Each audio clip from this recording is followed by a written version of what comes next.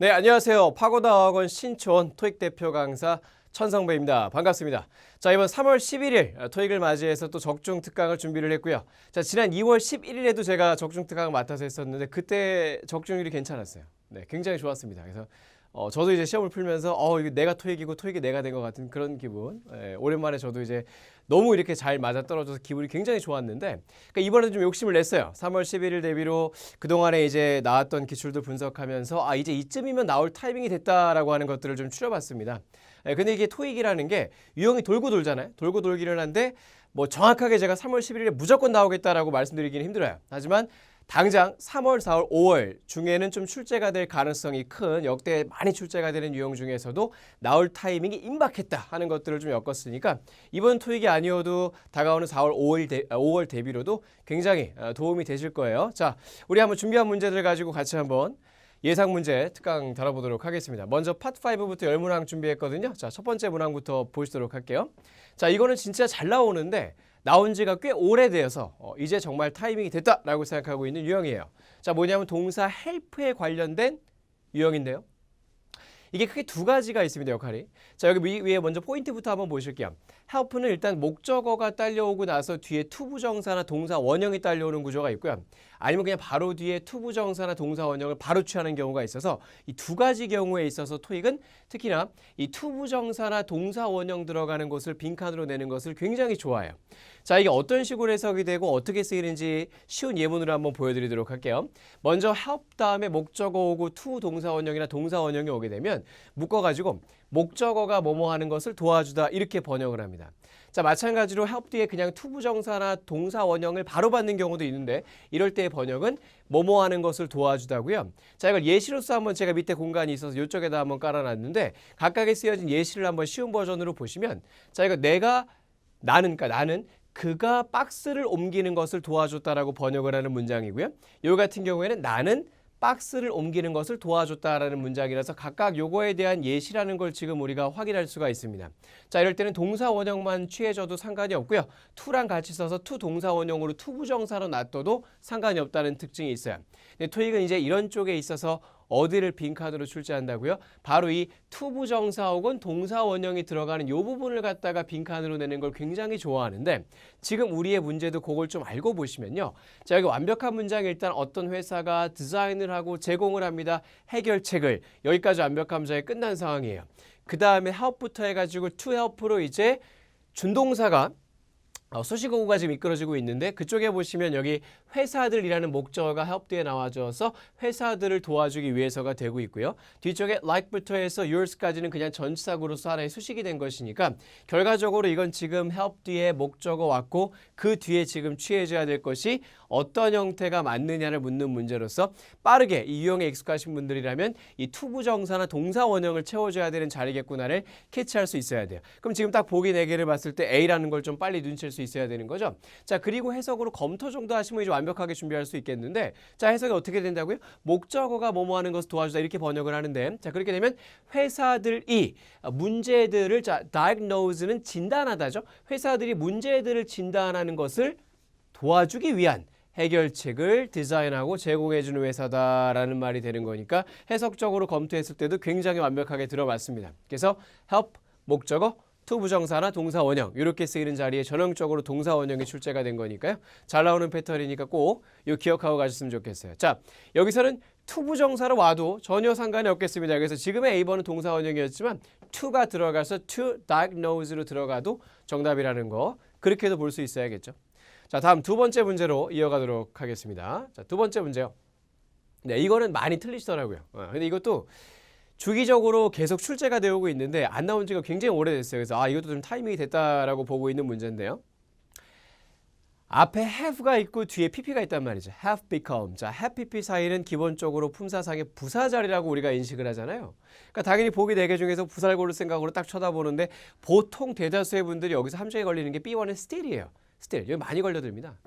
근데 still은요. 부사기는 한데 여기에 들어가기에는 해석이 적절하지 않아서 결국에 정답은 아니게 되는 거거든요.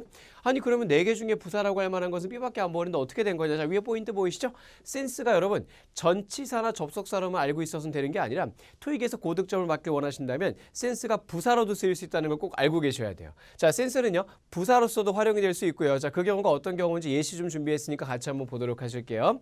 자, 이거 한번 보시겠습니다. 자, 그는요 2주 전에 집을 떠났고요. 우리가 그로부터 그 이후로 듣지 못했다. 아무 소식도 듣지 못했다. 이런 얘기가 되는 건데 여기 센스의 위치를 한번 보시면 문미에 달랑 한 단어로 센스가 지금 취해지고 있단 말이에요. 이런 게 센스가 전치사로 들어가거나 접속사로 들어간 건 아니겠죠. 전치사라면 뒤에 명사가 있을 것이고 접속사라면 뒤에 주어 동사가 연결돼 있을 거란 말이죠. 요거는 그냥 센스가 하나의 단독 부사로 쓰인 겁니다. 자, 마찬가지 요것도 한번 보실게요. 우리가 2년 전에 이혼을 했고요. 그리고 그녀는 그 이후로 다시 결혼을 했더라 이런 얘기가 되는데 역시나 해피피 사이에 여기 센스는 지금 부사로 들어간 것이 전치사나 접속사로 들어가기는 위치가 맞지 않겠습니다. 그죠? 그러니까 이런 센스가 이제 부사로서의 쓰인 센스고요. 해석은 그 이후로 그 이래로라는 원래 센스 해석을 그대로 갖고 있지만 역할이 부사라는 걸 여기서 좀 주목할 수 있어야 돼요. 그래서 지금도 해피피 사이의 빈칸에 부사어휘라고 하면 너무 스틸만 볼 것이 아니라 센스랑 같이 해서 부사가 여기 보기 중엔 2개가 있구나라는 생각으로 접근하셨어야 되고요.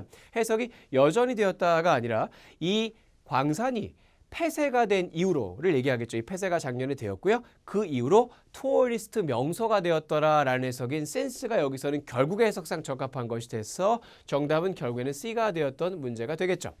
네, 그래서 센스가 부사로도 출제가 토익에서는 되고 있고요.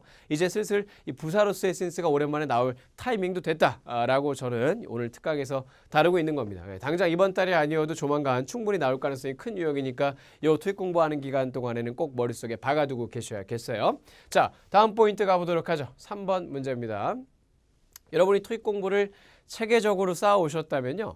어휘 문제가 나왔을 때 뒤쪽에 전치사가 있다는 것은 반드시 그 전치사의 결합을 테스팅할 수 있어야 된다는 포인트를 아실 거예요. 그래서 여기서 지금 포인트도 전치사와 함께 보는 어휘다. 이렇게 제가 핵심을 정리를 했습니다.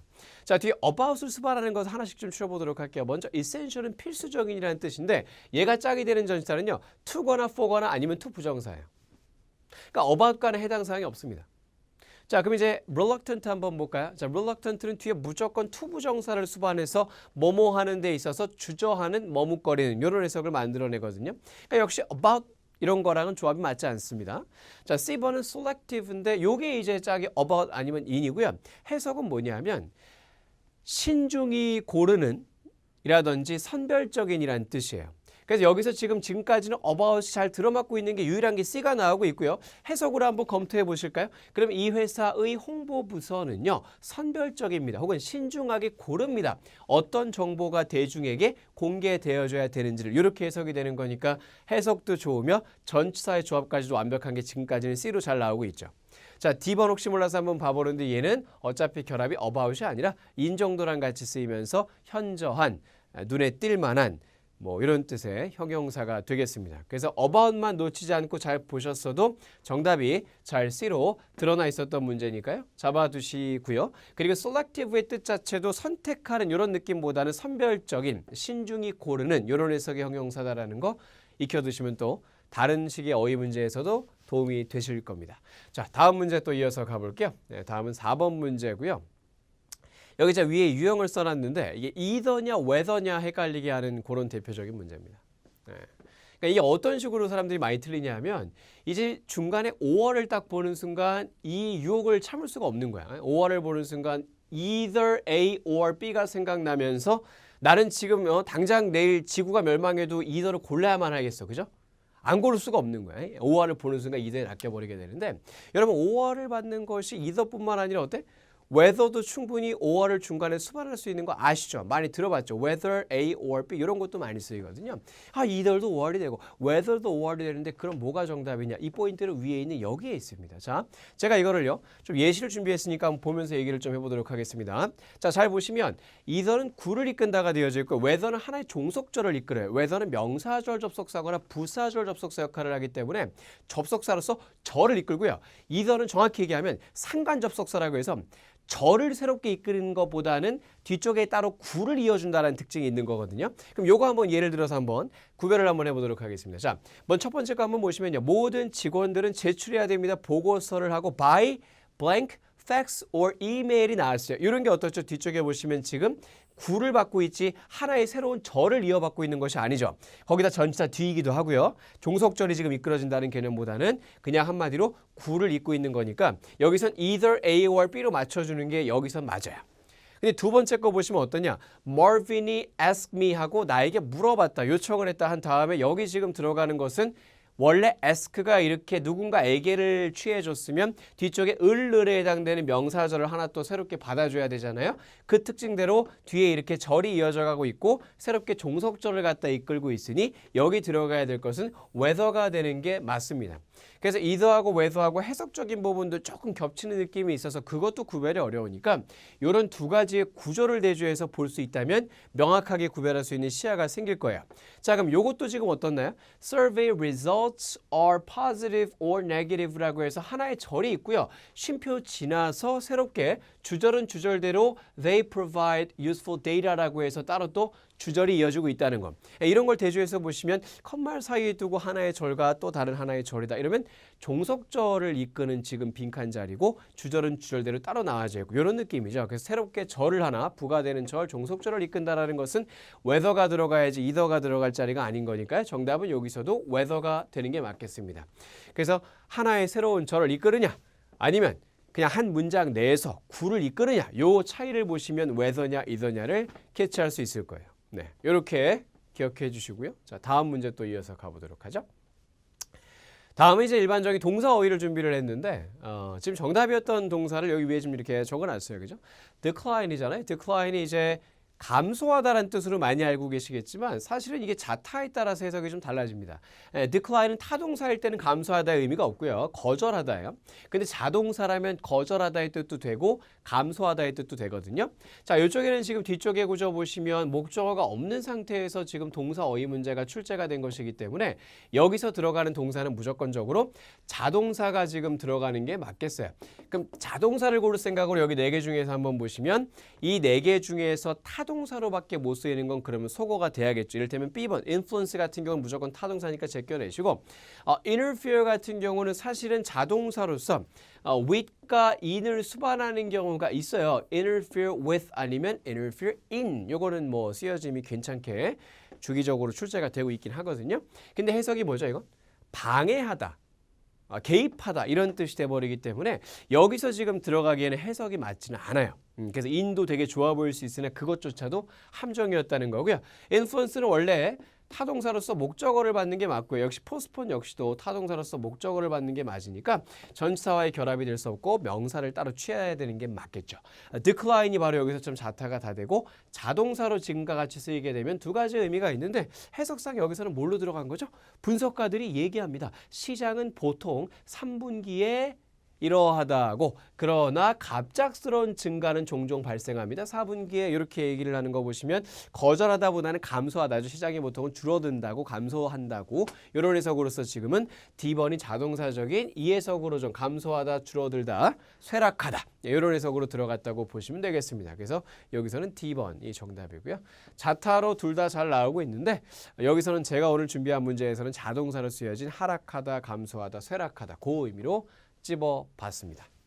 자, 다음 문제 또 이어서 가볼게요. 6번 문제는 they 대 those의 대명사 싸움 문제입니다. 자, 구절 한번 보시죠. 먼저 if절이 있어요. 그래서 이 class time이 변화한다면 바뀐다면 해서 if 다음에 주어 동사로 if절은 완벽하게 지금 끝나 있고요. 그럼 여기서부터 본격적으로 컴마 뒤에 주절이 들어가기 시작해야 되는데 여기 빈칸 뒤쪽에 보시면 호로 시작해서 관계절이 나와 있고요. 관계절은 늘 두 번째 동사 앞에서 끊는 거니까 will be informed 앞까지가 관계절이 묶여졌어요. 앞에 있는 선행사 수식하는 게 맞겠죠. 그럼 여기가 이제 이 주절의 주어 자리가 되는 것이고 주절의 본 동사가 will be informed가 되면 면서 여기는 문장의 주어 자리입니다. 주어 자리라고 하면 대명사가 들어갈 수는 있어도 관계사가 주어 자리에 단독으로 하나의 명사처럼 띡 들어갈 수는 없죠. 그래서 이런 것들은 빨리 제껴내시고 they냐 those냐 갖다가 마무리하시면 되겠습니다. they냐 those냐. 보통은 해석차의 생각을 많이 하신단 말이죠. they는 그들이고요. those는 사람들이다. 이렇게 보시는데 아니 그들이나 사람들이나 어떤 복수 사람을 갖다 지칭한다는 점은 좀 느낌이 겹쳐요. 그래서 의미적으로 따지다가는 조금 헷갈리는 경우도 분명히 있습니다. 그래서 그걸 좀 예방하기 위해서는 어떤 팁을 여러분이 활용하시면 좋냐면 이 they 대 those는요. 해석 차이도 물론 특정한 그들이냐 아니면 막연하게 여러 사람들이냐 그런 차이도 있긴 있어요. 네, 근데 그것까지 사실 토익이 요구하진 않고요. 토익은 뒤에 수식이 가능하냐 불가능하냐만 알아도 구별할 수 있게끔 문제를 만들어 놓거든요. 자, 어떤 느낌인지 여기까지 필기한 거 잠시 지우고 예문 한번 보여드리도록 할게요. 자, 이런 예문이 준비가 되어 있습니다. 자, 밑에 보시면 those냐 them이냐의 싸움을 갖다가 묻고 있는 두 가지 예시가 있는데 자, 지금 한번 잘 보실게요. 여기 들어가는 명사 자리 뒤쪽으로 지금 첫 번째 예시 보시면 뒤에 관계절 수식이 들어가 있는 거 보이실 겁니다. 그렇죠? 그리고 두 번째 예시 문장도 보시면 쭉쭉쭉쭉쭉 빈칸 뒤에 전치사구로서 지금 수식이 이어져가 있는 게 또 보이실 거예요. 그러니까 이런 거 보시면 지금 여기에 들어갈 대명사 뒤쪽으로 두 문제 다 수식이 들어가 있다는 거거든요. 근데 위쪽에 보시면 어때요? 수식이 있으면 those는 되지만 they는 안 된다라고 돼 있는 거 보이시죠? 그래서 수식이 있다는 것만 잘 눈여겨보셔도 지금의 문제에서는 they나 them 시리즈는 될 수가 없고요. those로 활용이 돼야지만 문법적으로 가능하더라라는 게 여기서 포인트에서조차도 잘 짚혀지거든요. 그러니까 여기서도 지금 우리가 그런 걸 좀 알고 보시면 관계절이 뒤쪽에 수식으로 나와 있는 마당에 여기 들어가는 주어를 아까 우리가 CD 소거를 시켰단 말이죠. A하고 B 중에서는 they는 안 되고 those가 되는 게 맞겠다. 이렇게 골라줄 수 있어야 돼요. 그래서 해석이 그들이냐 혹은 사람들이냐 이렇게 보기보다는 수식이 있냐 없냐에 따라서 they냐 those냐 골라줘야 되는 유형. 이것도 주기적으로 토익에서 반복해서 출제가 되고 있는 유형입니다. 자, 다음은 또 7번. 다음 문제로 또 포인트 이어서 가볼게요. 자, 얘는 사실 쉬운데 어렵진 않아요. 쉬운데 그래도 간과하지 마시라고 예상 문제로 제가 또 들고 온 문제고요. 이 많이 들어봤을 거예요. 그렇죠? to 부정사 공부하시다 보면 꼭 나오는 관용 표현이죠. in order to 동사 원형과 so as to 동사 원형. 둘 다 동의어로서 하기 위해서라고 부사구를 갖다 이끄는 표현인데요. 자, 지금도 보시면 완벽한 문장이 앞쪽에 끝나 있었어요. 자, 어떤 이런 파워 솔루션사가 점검 조사를 할 것입니다. 이 회사의 본사 건물을요.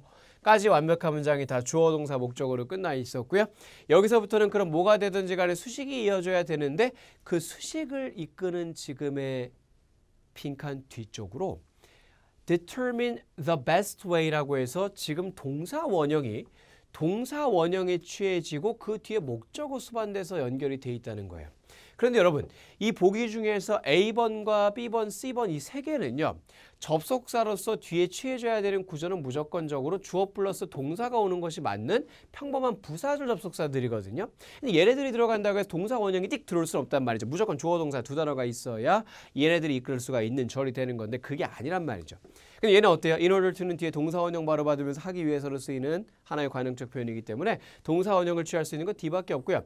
여기서는 물론 so as to 동사 원형으로 출제가 된다 해도 똑같이 정답이 되겠습니다. 빈도는 in order to가 조금 더 많이 나오긴 하는데 우리가 더 많이 틀리는 문제는 so as to를 좀 더 많이 틀려요. 그래서 두 개 다 알아두셔야 되고요. 해석으로 한번 검토해 주시면 어떻게 돼요? 가장 좋은 방법, 가장 나은 방법을 결정하기 위해서 혹은 알아내기 위해서 에너지를 아끼기 위한 그런 좋은 방법을 알아내기 위해서 이 회사가 이 회사의 본사 건물을 검사해 보게 될 것이다 라는 거니까 뭐 해석으로도 너무 좋았죠. 이렇게.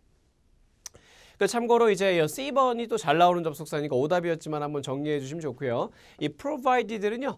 대시 괄호의 느낌이라서 대시를 안 쓰는 경우에도 많이 출제가 되고 있어요. 그냥 provided로만 써도 접속사 역할이 될 수가 있는데 provided건 아니면 provided 대시건 조건절 접속사로서 뭐뭐 하는 한 이렇게 번역을 해줄 수가 또 있어야 됩니다. 뭐뭐 하는 한 이란 조건절 접속사더라. 이 정도 강조하고 다음 또 8번 포인트로 이어서 가보겠습니다. 자, 다음 8번 문제는요.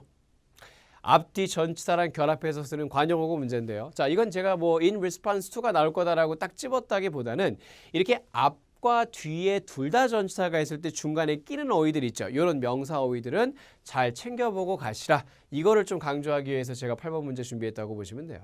자, 지금은 있잖아요. 이 보기 4개 중에서 앞에 in과 to를 놓고 봤을 때 가능할 수 있는 조합은 이렇게 두 가지가 나오거든요. 자, in response to는 뭐뭐에 대한 반응으로 뭐뭐에 부응하여라는 뜻이고요. in contrast to는 뭐뭐와 대조하여, 뭐뭐하는 대조적으로 이렇게 번역을 해요. 그래서 이건 지금 빈칸 앞뒤 쪽으로 in to가 있으니까 이 두 개 정도를 갖다 놓고 이제 해석상의 우열을 따져보셔야 되는데 해석을 해보니 최근 고객 불평들이랍니다. 그거 뭐 어쩌고 이렇게 되겠죠. 자, 이 회사 상점이네요. 그죠? 클로징 스토어니까 어떤 의류 상점 이런 느낌이죠. 이 의류 상점은 수정을 했습니다. 반품 교환 뭐 이런 환불 절차를. 그죠? 그럼 어떤 해석이 맞겠어요? 자, 이 고객 불평과는 대조적으로가 맞겠어요? 고객 불평에 대한 반응으로 고객 불평에 부응할 이게 맞겠어요? 뭔가 불평이 있어서 결국 이런 정책을 수정하게 되었다라는 그런 해석이니까 정답은 B가 되는 것이 적절한 논리 구조가 되겠죠. 그래서 정답은 이제 최종적으로 B가 되는 것이고, 자, A번과 D번은 아예 제가 이렇게 표기하지 않은 이유가 앞에 in 뒤에 to랑 같이 엮어서 쓰는 표현이 아니에요. 그래서 구조적으로 가능하지 않았다는 게 A와 D가 소거가 된 이유고요. 자, 참고로 A번은 따로 엮어져서 앞뒤로 전치사 붙는 표현이 있진 않아요. 그러니까 그건 신경 쓸 거 없는데 D번 있죠. exception은요. 앞에 with이 붙고요. 뒤에 of가 붙어서 with the exception of 이래 가지고 그러니까 이제 한마디로 요 세 단어의 결합이 except라고 보시면 되거든요. 뭐뭐를 제외하고 이런 뜻으로서 with the exception of equal except 이렇게 쓰여지는 경우가 또 있으니까 그 정도는 또 같이 정리해 두시면 좋겠어요. 여기는 into니까 상관없지만 with하고 of 사이면 오히려 with the exception of 이런 표현까지도 여겨볼 수가 있어야 된다는 거죠. 그럴 때부터 이렇게 제가 지금도 말을 했는데 관사 더 붙어서 오는 경우가 많습니다. with the exception of 이렇게요. 자, 그 다음에 이제 9번 문제 다음 포인트 가보죠. 네, 요거 이제 동사 어휘고요. 제가 이제 항상 전 적중 특강 때 이거 굉장히 많이 강조해요. 그러니까 이제 단순히 해석만 딱 보고 푸는 어휘 문제는 쉬워요. 쉽고 난이도가 낮아서 뭐 대다수의 토익커들이 좀 잘 하고요. 이런 것들이 있죠. 그러니까 뭔가 좀 구성을 따져야 되거나 전치사와의 결합을 따져야 되거나 이런 어휘 문제가 보통은 약하시거든요. 그러니까 그쪽으로 저는 지금 오늘 파트 5 후반부에서 강조를 많이 하고 있습니다. 자, 이 목적어 구성을 따져봐야 되는 동사 어휘라는 게 왜 이걸 갖다 제가 지금 찝고 있냐 하면 이 뒤쪽에 이제 가다 보면 목적어 지나서 of가 지금 딸려 있단 말이에요. 근데 여러분 이제 해석도 해석이지만요. 이 구조를 잘 눈여겨보시면 지금 앞쪽에 명사 있고 of 지나서 새로운 명사가 이어져 가고 있다는 거. 그럼 여기서 보기 4개를 바라보시면 inform이 제일 먼저 시야에 찝혀야 됩니다. 얘는 전형적으로 somebody를 먼저 목적어로 취해요. 그러니까 누군가에게라는 해석의 명사를 먼저 취한 다음에 그 뒤에 of 플러스 뭐뭐를 이렇게 들어가는 경우가 일단은 많고요. 아니면 뒤에 아예 대절이 들어가는 경우도 많고요. 아니면 아예 뒤에 투부정사구로서 뭐뭐 하라고 이렇게 붙여주는 경우까지 있어서 이렇게 세 가지의 경우로 쓰여질 수 있는 게 inform 뒤에 오는 구조입니다. 자, 다시 한번 볼까요? inform 뒤에는 뭐뭐에게가 먼저 오고요. 그 다음에 필요한 경우에 을을이라는 해석을 갖다 이거 한번 쓰도록 할게요. 을을이라는 해석을 갖다가 이렇게 세 가지의 구성으로 받아줄 수 있더라. 이렇게 됩니다. 그러니까 여기는 지금 이제 그들의 매니저에게 어떠한 수리 요청에 대해서 뭐뭐를 해당이 되죠.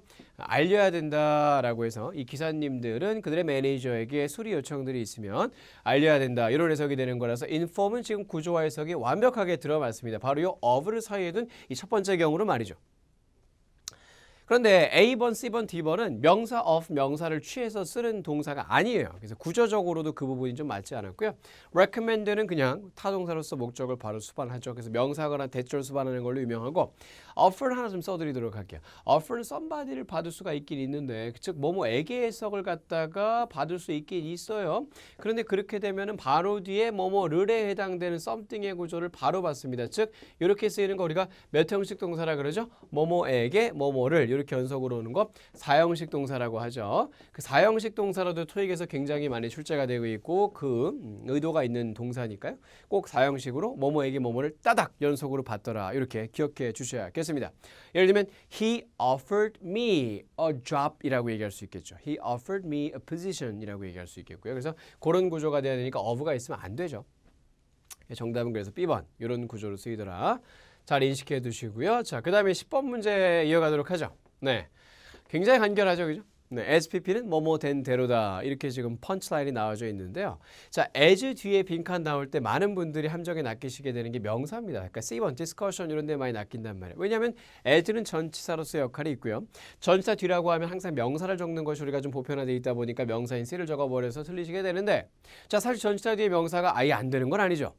되긴 되겠습니다. 그죠? 구조적으로 되죠. 근데 해석이 맞지 않아서 지금은 탈락이었어요. 자, 지난 회의에서의 논의로서 이렇게 되거든요. 해석이 그러면. 뒤쪽 해석이 뭡니까? 회사는 공개하지 않을 것이다. 이 계약의 세부 사항을 논의로서 공개하지 않을 것이다. 계약의 세부 사항을. 요건 앞뒤 연결이 맞지 않아요. 어떻게든 우겨 넣으려 하지 마시고 자연스러운 해석을 생각해 보시면 논리적으로 맞지 않는 얘기란 말이죠. 자, 근데 이게 B가 들어가 버리면 SPP라고 해서 된 대로라는 해석이 되는데 자, 그럼 어떻게 되겠습니까? 이전 회의에서 논의된 대로 이렇게 되겠죠. 논의된 대로 회사는 공개하지 않을 것입니다. 계약의 세부 조항들, 세부 사항들을요. 아, 이게 맞죠. 그죠? 그래서 정답이 그래서 여기서 SPP를 만들어내는 B가 지금 정답으로 된 건데 자, 여기서는 제가 또 추가 포인트로 하나의 비슷한 예시를 더 준비했어요. 이렇게도 잘 나오고 있으니까 한번 더 보시길 바래요. 자, 이런 구조 한번 보시겠습니다. 이거 as 다음에 indication 명사냐 아니면 indicated pp냐 하는 문제인데 자, 이 핸북의 징조 조짐으로써 혹은 이건 뭐겠어요? 핸북의 나와 있는 대로, 나타나 있는 대로겠죠. 자, 모든 디바이스의 어떤 이제 기기들은요, 반납이 되어져야 됩니다. 그날이 끝날 때까지 이렇게 되고 있습니다. 자, 그러면 해석이 징조 조짐으로서가 맞겠어요? 아니면 나와 있는 대로가 맞겠어요? 핸북에 나와 있는 대로 기기들은 반납되어져야 됩니다. 이게 맞겠죠. 이 징조 조짐이라는 것이 로서라고 지금 되기에는 해석이 맞는 연결은 아니었거든요. 그래서 그런 식으로 해서 여기서도 결국에는 명사가 아니라 PP로 들어갈 해석이 이게 맞겠구나라고 캐치해 주셔서 정답을 적으셔야 되는데 토익은 as 뒤에 명사를 주는 경우보다는 이렇게 PP 주는 경우를 훨씬 더 좋아합니다. 왜? 그래야 많이 틀리거든요. as 뒤에 명사 주면 잘 맞춰요. 해석력이 약하신 분들도 아 몰라 전치사니까 명사 적어야지 이러면서 맞추거든요. 그래서 그걸 갖다가 조금 방지를 하는 거죠. 그렇게 못 풀게끔 그런 장치니까 SPP 잘 기억해 두시고요. 자, 이제 다음 파트로 가볼게요. 파트 6도 제가 이제 한 지문 준비를 했는데 그거 이어서 한번 가보겠습니다. 자, 파트 6는 제가 이제 편집을 하나 이게 한 중간급 정도 되는 길이로 준비를 했어요. 자, 하나씩 한번 문제 보시겠습니다. 자, 일단 편지 그리니까 부르는 사람 있고요. 자, 내용을 보자니까 일단 고맙답니다. 그죠? 제출해 준 거에 대해서 너의 신청서 지원서를요. 자, 우리는 appreciate 감사드리겠답니다. 당신이 고려해 주신 거에 대해서 우리와의 커리어를요. 자, 이런 거 참고로 동명사의 의미상의 주어가 지금 쓰인 거기 때문에 여기서 your 같은 경우는 소유격으로 의라고 해석하기보다는 주어처럼 그죠? 의미상의 주어니까 너가 당신이 이렇게 해석하는 거죠. 당신이 우리와의 커리어를 고려해 준 것에 대해서 너무 감사드립니다. 자, unfortunately 불행히도요. 자, 이 포스팅 되어졌던 어떤 게 직책명이죠. 이 executive assistant 이것이 채워졌습니다. 이렇게 나오고 있고 여기 지금 명사 자리가 나왔단 말이죠. 자, 이 posted 붙어진 뭐 부착되어진 아니면 게재가 되어진 이거 어떤 직책명이고요. 이쪽에 들어가는 그러면 명사가 채워졌다에 대한 주어가 되는 것인데 명사라고 할 만한 것이 두 개가 있거든요. opening이 있고 openness가 있어요. 여러분 오프닝이 토익에서 많이 쓰일까요? 오픈리스가 토익에서 많이 쓰일까요? 자, 뜻을 한번 보실게요. 오프닝은 뭐냐면 일단 이제 어떤 개장이나 개막이라는 뜻도 있고요. 그 다음에 공석이라는 뜻도 있어요. 그리고 오픈리스는 뭐냐면 열려있음이라는 뜻입니다. 열려있음. 특히 마음 따위가 열려있음을 나타내는 표현이 오픈리스거든요. 아니 그럼 해석을 딱 이렇게 두 개를 놓고 보시면 토익이 좋아할 만한 해석은 과연 뭐겠어요? 토익은 비즈니스 영어를 다루고 있기 때문에 아무래도 이 해석보다는 그죠 마음이 열려 있음 이런 해석보다는 이 개장이나 공석이나 이런 해석이 더 많이 쓸 법하죠. 개막이라든지 여기서는 뭐냐면 이제 공석을 뜻하는 표현이었다고 보시면 돼요. 공석. 그러니까 네가 이제 지원을 해줘서 우리 아이 커리어를 고려해 준 거에 대해서 고맙다라고 얘기를 했기 때문에 자 근데 안타깝게도 뭐야? Unfortunately 불행하게도 이 게시가 되어졌었던 이 공석은 이미 채워졌더라 이렇게 얘기하는 게 맞겠죠. 열려 있음이 이미 채워졌더라. 마음이 열려있음이라는 뜻이기 때문에 맞지 않습니다. 그래서 정답은 이제 B번의 공석이었고요. D번은 이제 뭐 솔직함, 마음이 열려있음 이런 뜻이기 때문에 해석이 부적절했더라. 이렇게 대조해서 두 개의 명사를 볼 수 있으면 해결할 수 있었던 문제였습니다. 자, 다음은 12번 문제 쪽으로 이제 이어서 가볼게요. 자, 요거는 이제 빈칸하고 쉼표 딱 나온 거 보시면 벌써부터 감이 올 거예요. 접속부사 문제가 나오겠구나. 자, 그럼 이제 뒤쪽의 흐름을 한번 보도록 하겠습니다. 우리 인사과가요, 감명을 받았답니다. 당시의 교육적 백그라운드랑 일종의 경험에 있어서라고 얘기를 하네요. 자, 이게 지금 전환이 어떻게 되느냐가 접속부사는 중요한데 위쪽에서 해석은 뭐였어요? 당신이 지원했던 직책은 이미 채워졌습니다. 공석은 이미 채워졌습니다. 우리 인사과가 굉장히 당신의 경험이라든지 경력, 감명을 받았어요. 이렇게 들어오고 있기 때문에 여기서 알맞은 전환은요. 마찬가지로 예시를 들자면 그 결과 이것이 아니라 B번에 그럼에도 불구하고가 적절하겠죠. 그러니까 뭐야 이제 네가 이미 지원했던 거 안타깝게도 공석이 이미 채워졌습니다. 그럼에도 불구하고 저희는 굉장히 당신의 경력과 경험에 대해서 감명을 받았습니다. 감동을 받았습니다. 그래서 정답은 그럼에도 불구하고인 B번이 맞았던 단순히 이제 어휘적인 문제였다고 보시면 돼요. 접속부사 어휘 문제는 문법적인 거라기보다는 그냥 앞의 문장과 뒤의 문장의 전환을 어떤 해석으로 잡아주느냐가 중요한 거라 철저하게 해석력을 갖다 테스팅했다고 보시면 되겠습니다. 자, 그 다음에 13번 쪽으로 이어서 가볼게요. 자, 그래서 좋은 지원자들, 너와 같은 좋은 지원자들은요, 찾기가 좀 어렵습니다라고 해서 굉장히 당신이 역시 너무너무 좋은 자격 요건을 갖췄다라는 얘기를 막 강조를 해요. 자, 그 다음 문장 삽입이 나왔습니다. 문장 삽입은 어떻게 하는 거다? 제일 마지막 문제로 푸는 것이다. 그래서 지금 일단 넘어갈 생각으로 넘기셔야 돼요. 여기서 너무 중간에 보려고 그러면 보통 함정 걸리거나 시간을 많이 허비하게 되거든요. 일단 넘기시고요. 자, 계속해서 가볼게요. 당신은 통보받게 될 것입니다. 이것이 이용 가능해진다면, 이용 가능해질 때 이런 얘기를 하고 있죠. 자, 여기는 이제 지시어 문제가 나와서요.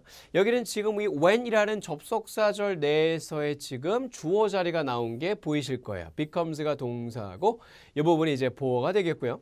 그럼 주어가 돼야 되니까 최소한 A번은 안 되겠죠. 얘는 이제 의문사고요. 뒤쪽에 동사 개수를 늘면서 절을 갖다가 새롭게 늘려야 되는데 이건 지금 하나의 새롭게 when이라는 접속사절이 등장을 해서 하나의 주어가 들어갈 자리였던 것이기 때문에 A는 상관이 없습니다.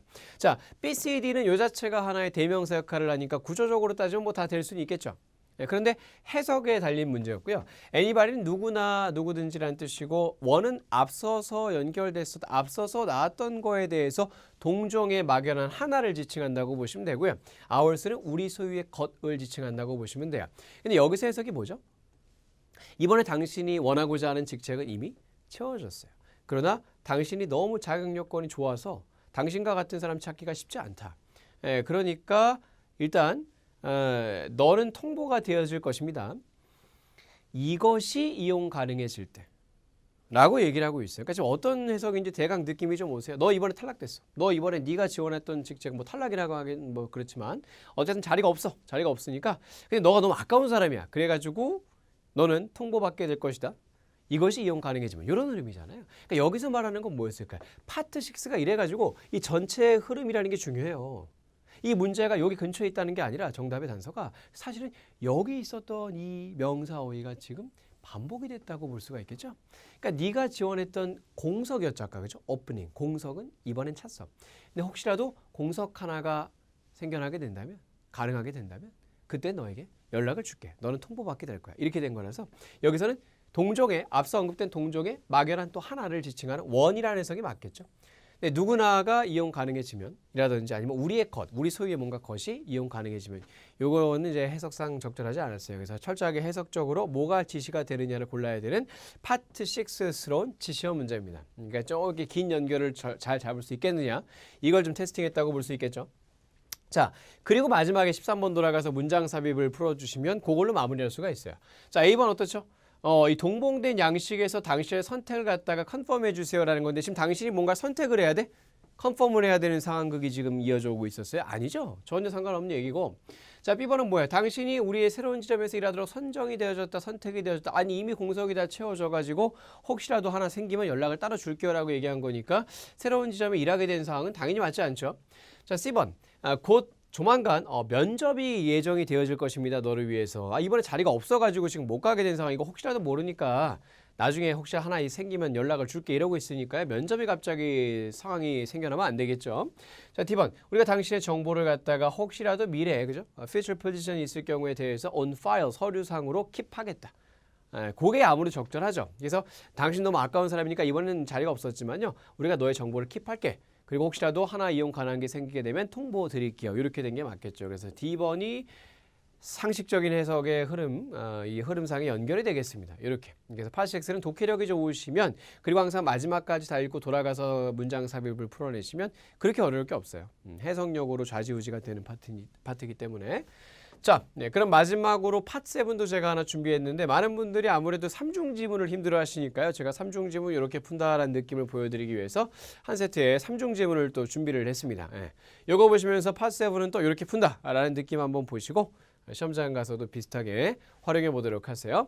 자, 3중 지문을 일단 위쪽에 지문 형식이 나와주죠. 이건 이메일 2개 어태치먼트니까 뭔가 첨부 파일 하나가 지문으로 나왔구나라는 생각을 할 수 있을 거예요. 자, 여기 지문 번호인데요. 먼저 첫 번째 지문 이렇게 생겼고요. 두 번째 지문 이렇게 생겼고요. 세 번째 지문 또 이렇게 생겼고요. 텍스트 양이 많습니다.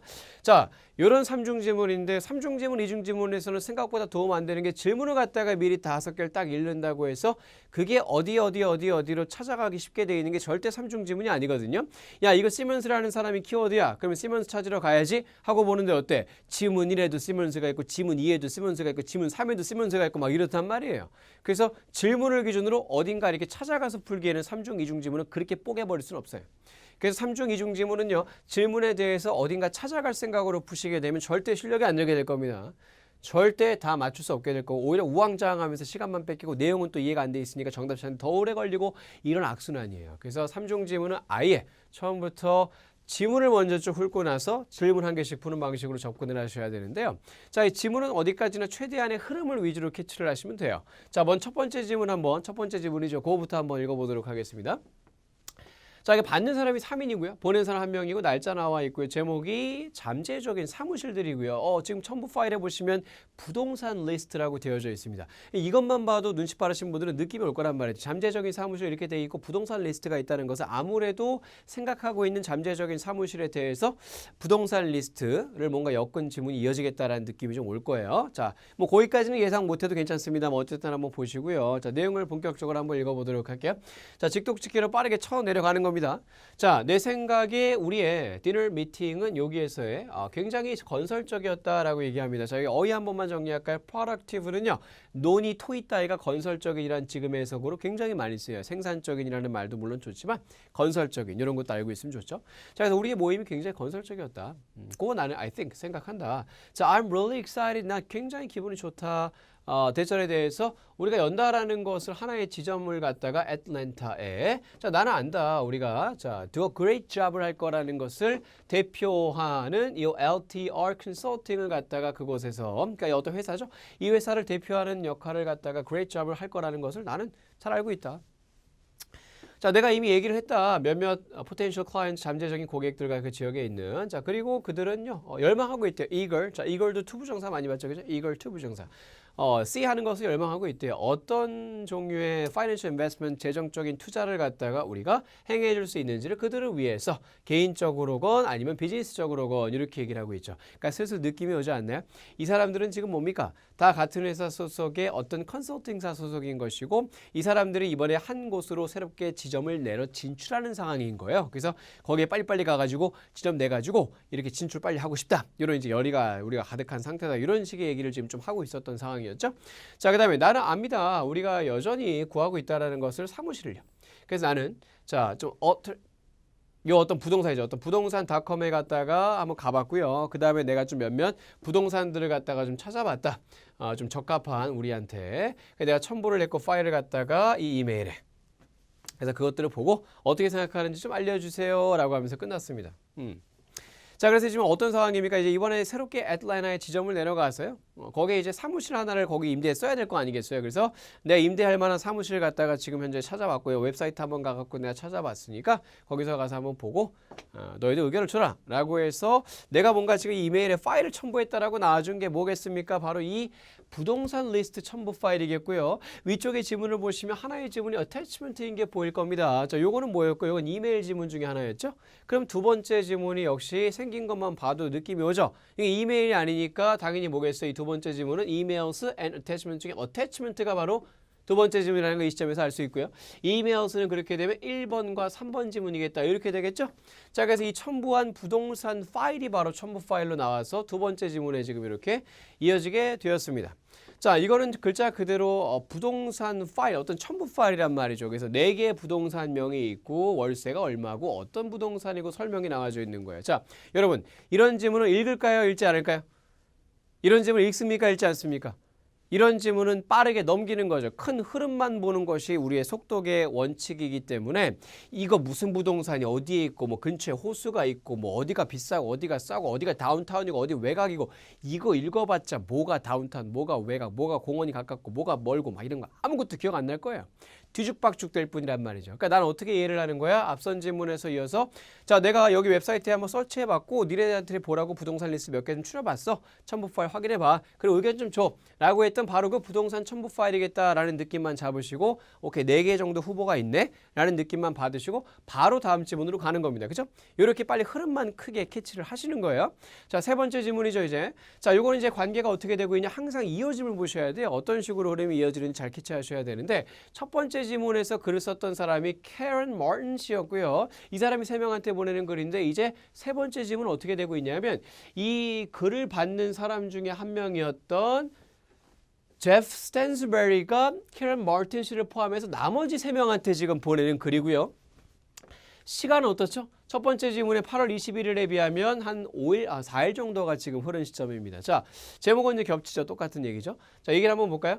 안녕 모두 라고 하면서 내가 이 디너에 며칠 전에 조인할 수 없게 되어서 참 유감이다 라고 얘기를 합니다. 여러분 여기서의 며칠 전에 디너는 뭘 말할까요? 항상 이런 연결고리 생각하면서 읽으시면 좋아요. 바로 여기서의 지금 디너 미팅을 얘기하게 되는 거겠죠. 자연스럽게. 그죠? 며칠 전에 있었던 이런 거. 자, 내가 거기 못 가서 참 유감이다. 내가 타운 바깥에 있었고 이제야 couple hours 전에 야 나는 이제 복귀를 했다. 그래서 내가 너의 모든 커멘트들을 갖다 읽었고 관하여 뭘 우리가 어떻게 해야 되는지를 갖다가 그럼 사실 한 명을 불러요. 자, 이 사람은 지금 여기서 글을 받는 사람 중에 한 명, 요 사람이죠. 자, 야, 너 C야. 난 안다. 대처를 우리가 제한된 예산을 가지고 있다는 것을요. 그런데 플레이스, 자, 외곽 지역에 지금 어떤 장소를 갖다가 얻는 것은 우리에게 좋지 않을 거라는 거 이렇게 얘기를 하죠. 그러니까 뭐야? 야, 네가 우리가 제한된 예산 갖고 있다는 걸 잘 알겠다. 그러나 외곽 지역의 장소를 가져가는 것은 우리에게 좋지 않을 거다. 우리가 그렇게 되면 잃어버릴 수 있다. 접근을 많은 고객들에게. personally 개인적으로 나는 동의한다. 자, 이 사람은 또 뭡니까? 또 다른 이 알리샤라고 해서 또 다른 또 한 명 중에 이름이죠. 자, 나는 이 알리샤하고 동의한다. 우리가 go for the place in downtown location이라고 해서 다운타운 쪽으로 가야 될 거라는 것을. 자, 물론 it's going to cost us more이야. 좀 돈이 더 많이 들겠다. But 그러나 it will project a positive image라고 해서 좀 더 긍정적인 이미지를 갖다 제시하지 않겠느냐. 그죠? 이렇게 좀 다운타운 쪽에 있으면 회사가 더 좋아 보이고 뭐 그러지 않겠어요? 이제 그런 얘기죠. 자, 나는 확신한다. 우리가 더 많은 고객들을 가지고 갈 거라는 것을 so that will make up for the high price of rent라고 해서 우리가 다운타운에 가게 되면 그만큼 고객을 더 유치할 수 있을 것이고 그것이 결국에 우리가 또 이 월 임대를 내게 도와주지 않겠느냐 이런 얘기를 하는 거죠. 자, 그럼 우리가 이제 부동산에 한번 연락을 해보자. 어떤 것이 이용 가능한지를 알기 위해서. 자, 그러면 우리가 이제 다른 사람이 구하기 전에 빨리 부동산을 갖다 얻어야 되겠다라고 하면서 이제 끝났던 글입니다. 자, 이렇게 세 지문의 흐름을 좀 보시는 거고요. 저는 앞에서 강의를 하면서 전달하는 입장이었기 때문에 이렇게 소리내서 막 읽으면서 이렇게 쭉쭉쭉쭉 얘기를 전해드렸잖아요.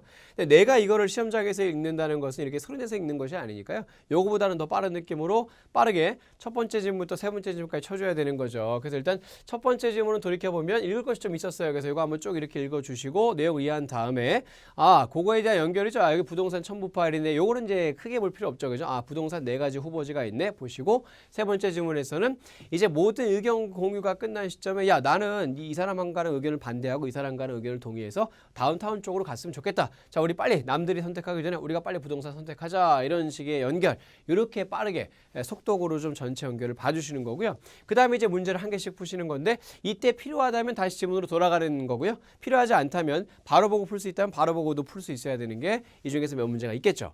자, 한번 보도록 하죠. 15번은요. 이 마틴 씨는 누구일 것 같은가? 라는 추론 문제입니다. 보통 이제 most likely가 들어가면 추론 문제가 돼서 이 사람은 누구인가 라기보다는 이 사람은 누구일 것 같냐 라고 유추를 하게끔 좀 의도를 하죠. 자, 이 마틴 씨는 누구였는지 돌아가서 한번 확인을 해볼까요? 이 사람은 세 번째 지문에서 글을 받는 사람 중에 한 명이고요. 첫 번째 지문으로 따지면 그 글을 보내는 사람이었어요. 나머지 3명한테.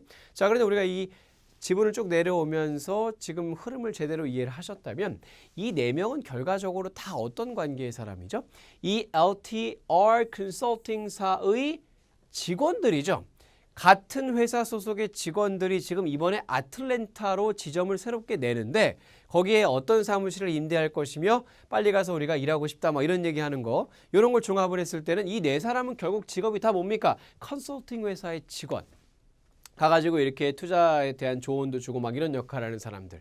그렇기 때문에 이 캐런 마틴 씨를 비롯해서 4명 다 결국에는 뭐라는 거 알 수 있어요? Financial Advisor가 그 직업이겠구나. 컨설팅사 소속의 파이낸셜 투자에 대해서 조언을 해주는 사람이라는 게 종합하시면 D가 나오게 되는 거죠. 근데 부동산 매니저라거나 인테리어 디자이너라거나 이쪽에서의 셰프 요리사라거나는 전혀 맞지 않았습니다. 자, 그 다음에 16번으로 가서 다음 문제 또 보도록 할게요. 자, 어떤 특징이 과연 이 모든 부동산에 대해서 이용이 가능하냐 아니면 사실이냐. 자, 여기 보면 mentioned in detachment라고 해서 첨부 파일에 언급이 되어진 부동산 모두에게 어떤 특징이 지금 available 하냐를 묻고 있습니다. 자, 부동산 첨부 파일이라고 하면 두 번째 질문인데요. 거기 있는 부동산 4개 리스트가 있었죠. 그걸 빨리 하나씩 대조해가지고 맞는지 안 맞는지 찾아내시면 되는데 A번 어떻습니까? Office view of the lake. 과연 레이크가 보이는 뷰를 갖고 있는 사무실이 있겠느냐를 보시면 되겠는데요. 다시 돌아가서 확인해 보시면 첫 번째 거는 그나마 5 minutes walk to the lake라고 해서 레이크랑 5분 거리 이런 게 좀 있어요. 그래서 5분 거리면 좀 보이지 않을까? 뭐 이런 이제 상상의 나래를 펼쳐볼 수 있겠죠. 100번 양보해서 그게 된다고 칠게요. 그래도 어차피 두 번째만 보시더라도 레이크 뷰가 있다, 레이크랑 가깝다는 얘기는 전혀 없습니다. 여기서만 봐도 탈락이 되는 보기였죠. A는 탈락을 시키시고요. 자, B번 돌아가서 보시면 B번은 이제 자 주차장에 대한 얘기인데 이 주차장 쪽에 가서 보시면 각각의 것들이 그래도 주차장 얘기는 다 있어요. Parking lot in the back 있고 이건 또 adjacent nearby라 되어 있는 nearby lot에 파킹 이용 가능하다 이렇게 되어져 있고요. 세 번째 것도 보시면 이건 지하 주차장 그죠? underground parking이 있고 여기 네 번째 것도 보시면 쭉 가다가 이 부분 있죠? parking lot, huge parking lot. 저는 이거 가까이서 보면은 잘 안 보이거든요. 글씨가 너무 커가지고. 그래서 이렇게 좀 봤는데 huge parking lot까지 해서 파킹 다 있어요. 그래서 파킹 쪽은 내 부동산이 다 해당이 되니까 이게 정답이 되는 거죠. 정답은 B번이었고요. C번은요. 대중교통에 대한 접근 권한, 접근권이라든지 아니면 중앙 난방, 뭐 컨디셔닝, 에어 컨디셔닝이니까 중앙 에어컨 시스템이네. 이런 것들은 이제 내 부동산에 전부 다 해당되는 바는 아니었기 때문에 각각 탈락이 되는 거예요. 4개 중에 하나 있다고 정답인 게 아니잖아요. 여러 가지 다 4개가 다 해당되는 걸 골라야 되는 문제였으니까요. 그래서 정답은 parking lot이 정답이었던 문제였습니다. 자, 그 다음 문제로 또 가볼게요. 이제 3문제가 남았는데요. 자, 17번. 자, 이 사람에 대해서 이거 암시 문제죠. 암시 추론 문제. 암시된 것은 시사된 점은. 자, 이 사람 빨리 다시 가서 찾아보시면 역시나 이 편지를 갖다가 주고받았던 그 관계 4명 중에서 한 사람입니다. 여기 있네요. 그죠? 제프 스탠스버리고 세 번째 지문을 갖다가 쓴 사람이자 첫 번째 지문에서는 받는 사람 중에 한 명으로 나와 있었는데 이 사람이 한 얘기 중에 이런 부분이 있었어요. 그죠? 일단 내가 며칠 전에 식사 자리 조인 못한 거 참 아쉽다. 유감이다. 내가 이제 거기다가 타운 바깥에 있었고 이제 막 복귀했다는 얘기를 하는데 이 며칠 전에 있었던 디너가 어디에서 있었던 디너였어요? 다시 첫 번째 좀 돌아가서 결합을 좀 보시면 이 디너는 이런 데서 있었던 디너 미팅이었거든요. 거기에 못 갔다는 거잖아요. 그러니까 이제 그걸 종합했을 때 지금 정답이었던 요 C번이 나와졌었던 문제입니다. 그죠? 이쪽에서의 모임을 참석하지 못했다라는 얘기가 1, 3지문을 결합하면 자연스럽게 성립이 되죠. 자, 그 다음에 이제 여기서부터 그러니까 연계 질문이 슬슬 나오고 있어요. 그래서 17번은 지금 1번과 3번 지문 결합해서 봤어야지 풀 수 있었고요.